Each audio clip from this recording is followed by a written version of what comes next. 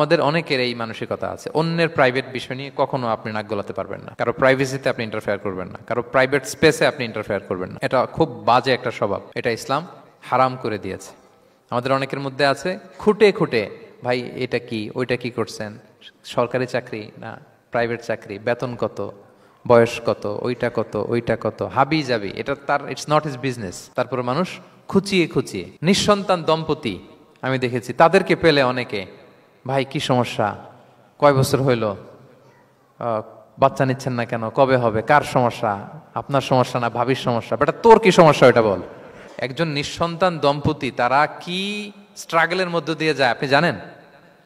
এটা তার জন্য পরীক্ষা। ওই পরীক্ষার মধ্যে আপনি খুঁচিয়ে খুঁচিয়ে, মানে সে kind of his a gynaecologist, treatment দিচ্ছে, ভাই কি হয়েছে, এইটা ওইটা, তাদেরকে বিব্রত করে একটা পরিস্থিতিতে ফেলা, এম্বারাসিং একটা সিচুয়েশনে ফেলা, এটা হারাম। এই ম্যানারগুলো ইসলাম আমাদেরকে ধরে ধরে শেখায় যে এটা তোমার বিজনেস না, তুমি খুঁচিয়ে খুঁচিয়ে মানুষের ব্যক্তিগত বিষয় যেটাতে সে বিব্রত বোধ করে, এগুলো তুমি জিজ্ঞেস করতে পারো না।